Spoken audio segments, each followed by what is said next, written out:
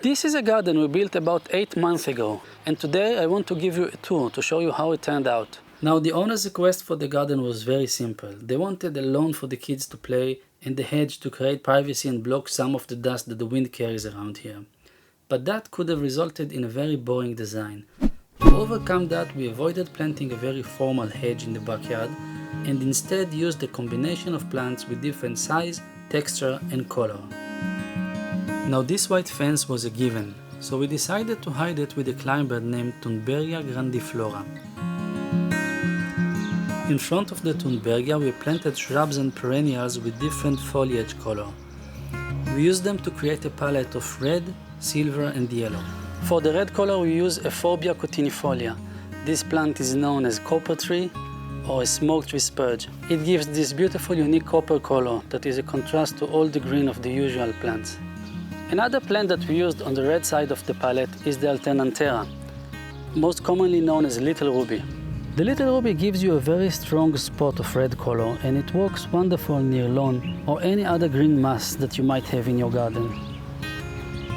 For yellow, we use Durant gold, known as golden dewdrop. This plant is very common in gardens because of its amazing golden yellowish foliage. Not to be confused with the golden edge variety, this one is all yellow. When the sun hits this plant, the leaves just glow in your garden and bring the light in.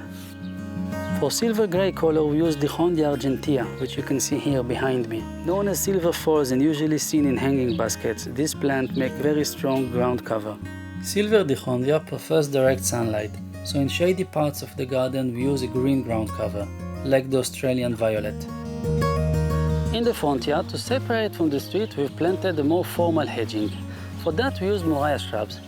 Now, Moriah is a very strong shrub and it grows relatively slow. And that's a good thing for hedging, because you don't want to trim the hedge so often. Yet, we plant them in spacing by a real size of a mature plant. In this case, it's 1.5 meters. So you get a gap in between and we fill it with perennials for the meanwhile. After a few years, the Moriah will grow and it will close a screening wall that you cannot see or walk through it, and the perennials will disappear inside, or you can relocate them to another part of your garden. The only request the homeowner had about plants in her garden, she knew she wanted Legasthemia.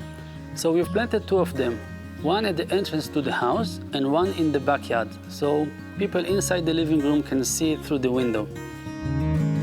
It gets really warm here in the summer, about 33 degrees Celsius or 91 Fahrenheit, so we planted few trees for shade.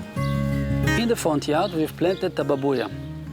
Tababuya allows enough light in for grass to grow underneath it, and in the springtime it will bloom in very high efficiency with pink-purple flowers.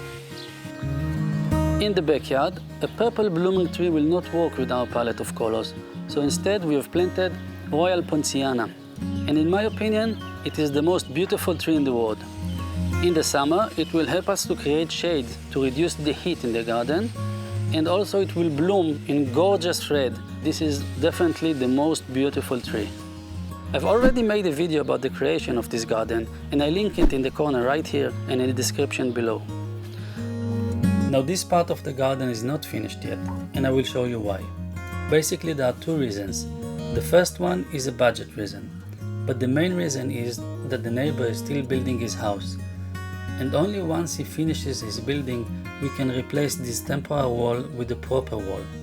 And once the wall is done, we can lay flagstones in this area and finish the planting, and then the garden will be finished and beautiful. Alright, that's it for today. I hope you enjoyed the video, and if you did, you might consider to press the like button to help other people find the channel. And if you want to see how we build this garden, I will add a card right here so you can go and see that.